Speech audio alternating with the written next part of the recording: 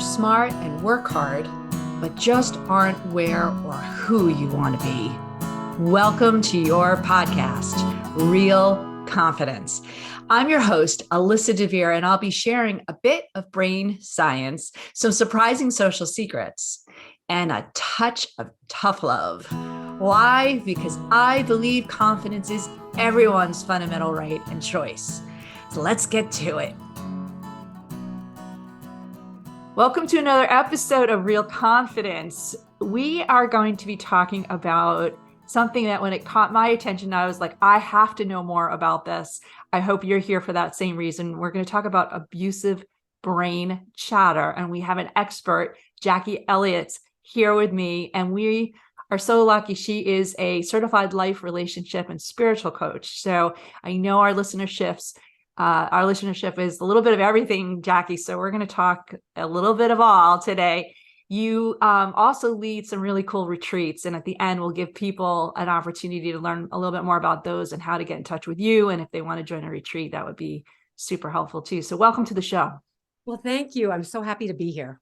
Jacquie, we got to start off with this. What is abusive brain chatter? Because it's a phrase that literally grabbed my attention off the page. How do you define it? What is it? Okay, so abusive brain chatter is that chatter in our head that holds us back. And it's different from schizophrenia. I'm not talking about mental illness. I'm talking about the regular population. And it's like what is interesting about it is that if you look at what emotional abuse is, which is gaslighting, belittling, bullying, isolating, abusive brain chatter has that same quality. It's the voice in your head that says, oh, you're too fat. You're never going to meet someone. Don't even try. You're going to ask for a raise. Why would they give you a raise? It's that kind of chatter in your head that holds you back. Now, we all have chatter, right? It's just a normal process. Our brain chatters all the time. But the abusive brain chatter is particularly mean and particularly holds you back. And if you listen to it, it will cause you to not take chances in your life. But the irony of it is that it needs to be listened to. It's there screaming at you to try to protect you. So it's a protection mechanism and it's an abuse mechanism. So that's, basically what it is. Yeah. So I'm going to unpack, you just put a lot into that answer. So I've got to unpack a little bit of the pieces here. Let's go back to the definition. And it sounds a lot like inner critic. Are those, is similar, same? Yes. And it is. And people call it the inner critic. But the reason I call it abusive brain chatter is because it's that word abusive. For me, when I got in touch with, I was emotionally abusing myself, suddenly it became not okay. Inner critic is, we all have an inner critic. And, if we're doing art, the inner critic comes out. But abusive brain chatter, I didn't want to tolerate that anymore. Yeah, and no, I so appreciate that. Yeah, that's why I name it that. Yeah. And so also jumping a little ahead in your, this critic or this chatter can be a good positive warning signal. I write a lot about this. I talk a lot about this in all my blogs and podcasts and other people's podcasts that, if you pay attention to some of that information and use it objectively, great. So I think what you're saying is, the inner critic is almost on that line of that could be really productive if you let the inner critic just help call your attention. The abusive part of it is where you're like, all right, this is not okay. And this is not something that I necessarily want to use per se productively. I just want it to stop. Right. Or I want to figure out why it's here. So why is it usually there? Why does the abusiveness happen? And, again, I'm recognizing you're not a psychoanalyst, but you have talked to many people with this type of abusive brain chatter. So where's it coming from? Why does it happen? Well, a lot of times, like you said, it is a protection mechanism. So if it comes from, and I talk about the ABCs of abusive brain chatter and how to really get in touch with it. And the C part of it is your core beliefs. So it really comes from your core beliefs. And if you have a core belief that you're not good enough, your chatter is going to absolutely run with that, and it's going to try to protect you, right? So you're saying, I'm not good enough, I'm not good enough. So it's going to say, you better not go for that job because you're not good enough. You better not go out, you better not go for that relationship because you're not good enough. It's going to just echo what you think, what your core beliefs are. So that's why it's a real important step in the ABCs to challenge those core beliefs and to say, really, am I really not good enough? And I liken it to like a little kid who's pulling on his mother's apron strings going, mommy, mommy, mommy, mommy. It wants attention. And if you just scream at it and say, shut up, it's not going to help the child. It's not going to help you. But if you take the time to say, wow, what? I'm really afraid you're not going to get that job. Okay, I hear you, but I got this. And so there's a whole process that we have to go through, which is to find our kind inner voice. That's the second. That's the believe.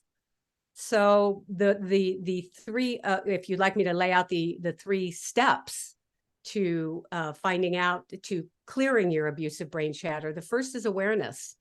Be aware of what you're saying to yourself, and be aware of the signs of emotional abuse. If you are saying, maybe I shouldn't go for that job interview. Well, maybe that's not abusive brain chatter. But if you're saying you're so stupid, you'll never get that job, isn't that a little belittling? Isn't that bullying? Gaslighting, gaslighting happens a lot where you go, I wonder if it was me, or did they really insult me, or was that me, or was that them? You start confusing yourself, and you don't learn how to speak up for yourself. So the ABCs are awareness, believe, and that's the spiritual piece. And I know people go, oh, spiritual piece, but no, you have to be able to tune into something greater than yourself. You have to be able to say, do the work to find that kind, loving voice, the one that's going to then challenge your core belief. And so a lot of times what I say to myself is, as that's happening, I'll say, I might say something like, oh, I'm going on Facebook or whatever. And oh, look at me. I look terrible. I look so old. And I say to myself, no, that's not how we talk to Jacquie anymore. We don't talk to her that way.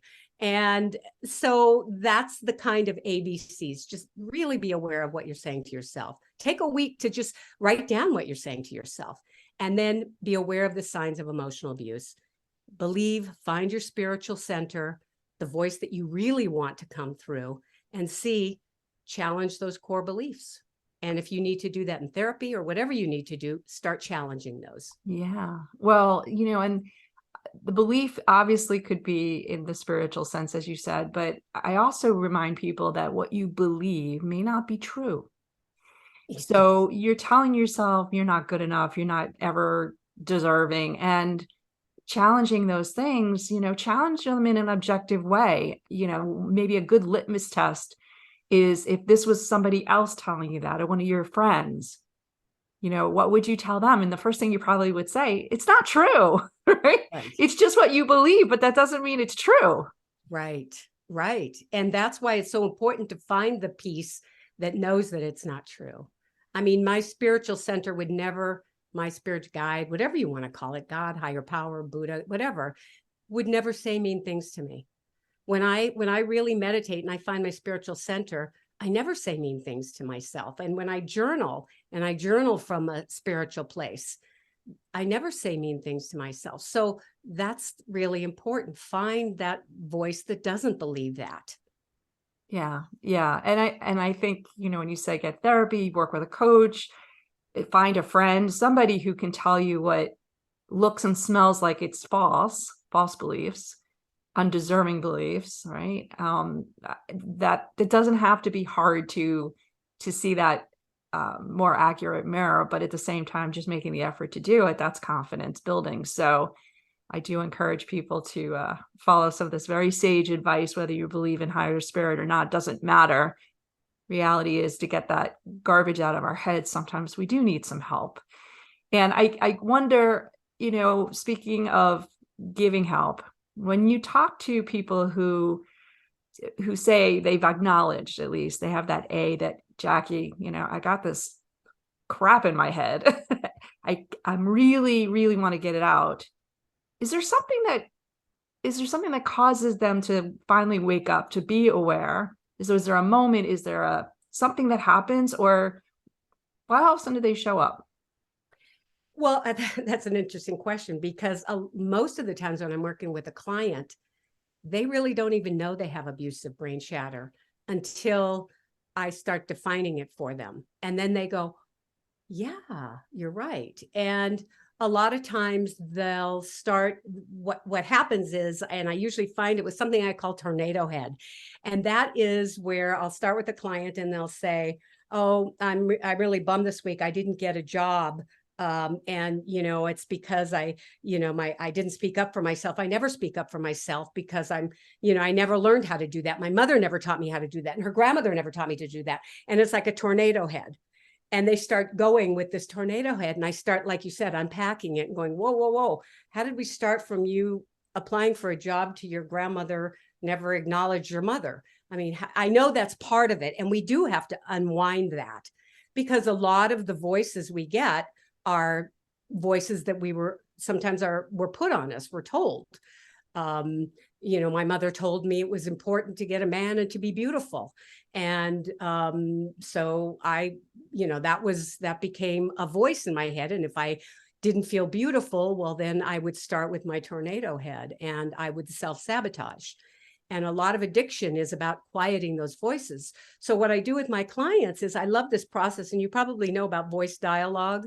Are you familiar with that process? I'm not an expert by any means, but I have a feeling nobody else listening is either. So why don't you just give an example or a definition of it too?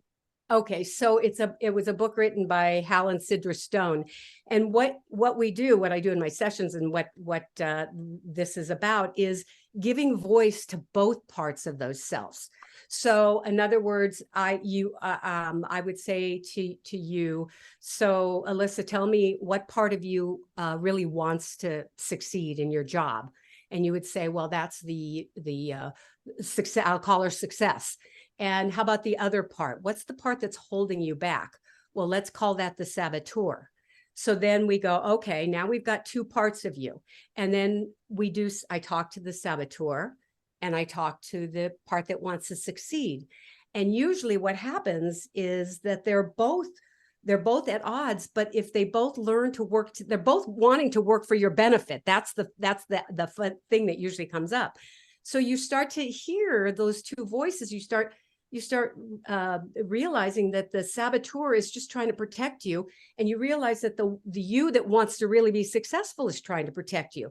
So then we negotiate. Okay, so now a saboteur, what are you willing to do to allow this person, allow her to succeed, so you both can get what you want? So we kind of integrate the two parts so that we're on the same page. Aligned, yeah. It's a simplistic view, but it's really very, very powerful, very powerful. No, I love it. I think it's an interesting approach. And, I think the key in here, as we said earlier, and I'm just going to kind of reiterate, because it's so important. It's important in everything that at least we do at the Institute. It sounds like it's key to what you're doing. Is there are 1,001 reasons why some of this chatter may happen, but in reality, it is a little bit of a warning, a little signal that when you look at it and you go, oh, there's some data here, and not make it about you or your ego or protecting yourself, but you're looking and go, why did that person just criticize me?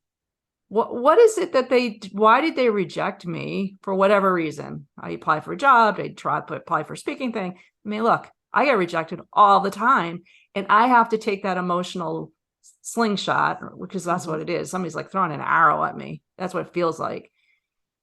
And go, wait a minute, stop. Don't let it go to my brainstem. Don't act like a gay person. Don't get all emotional.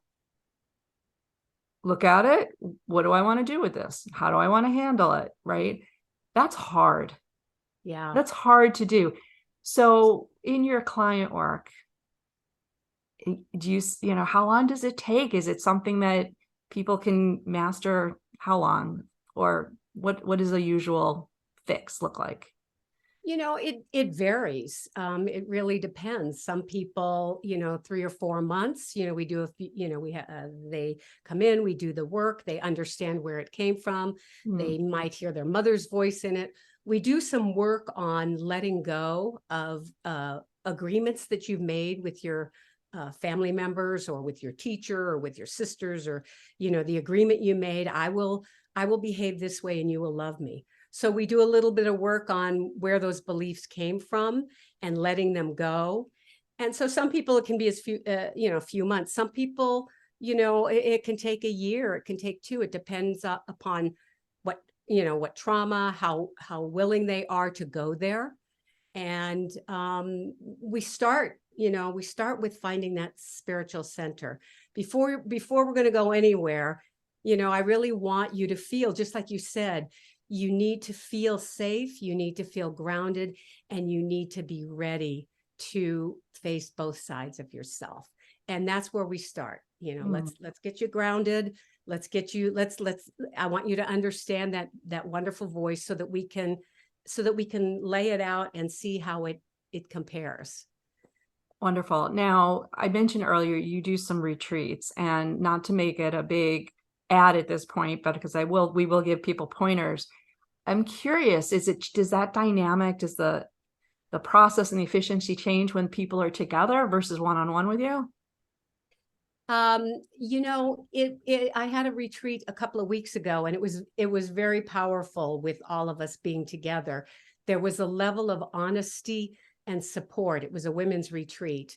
And the results were just amazing. With one of the women was struggling to get her PhD, and she had that chatter that she wasn't smart enough, and she couldn't write her dissertation. And when she left the retreat, she wrote me a few days later and said, I've been writing all day long. I've got a presentation.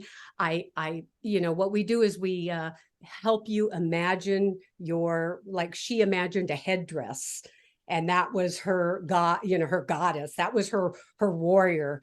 And so she said, I just put on my headdress, and when I did my presentation, and it was wonderful. So in that case, yeah, women supporting women is always very, very powerful. That's great. Yeah, I think it also helps us realize that we're not, quote, crazy, that Right. This is a relatively normal situation, even for really smart, hardworking, beautiful people. We tend to not just have a little inner critic, we have an inner kibosher. So needless to say, I am so grateful that you shared some of your pearls of wisdom. People who want to get more and perhaps even look into a retreat, what's the best way to find you? So my website I have is Healing ABC. It's for abusive brain chatter, or just abusive brain chatter. You can get to me either way. I just want to let people know that on the first Monday of the month, I do a free Zoom motivation where we come together and make things, your dreams come true by setting goals and moving towards the things that you want to move towards. So that's available as well. Wonderful. Thank you so much for joining us, Jacquie Elliott. I am very, very motivated to learn more about abusive brain chatter. New phrase for me, but man, you just opened my eyes and my ears to something that very, very honored that you shared that with me and the listeners here. Thank you. Thank you. This podcast was sponsored by the American Confidence Institute. ACI trains smart, hardworking people how to use basic brain science to more effectively coach themselves and others. ACI is endorsed by top universities, the Strategic HR Management Association, and International Coaching Federation. Learn more about ACI's uniquely empowering keynotes, workshops, e-classes, and coaching certification at www.americanconfidenceinstitute.com. So before we completely wrap up, I want to let you know that full transcripts and show notes for this and other episodes can be found on the website www.americanconfidenceinstitute.com/podcast. I also want to remind you once again that the best way to get confidence for yourself is to give it to others. And you can do it so easily just by liking and sharing this episode on your favorite social media channels. You can even give me some confidence fuel by sending in any comments about the topics I've covered or ones you'd like me to consider for the future. So for now, this is Alyssa DeVere. Thank you for helping to bring more confidence to the world. This podcast was produced by Mindful Media. All rights reserved by Alyssa DeVere and the American Confidence Institute. Music written and performed by Jeff Weinstein.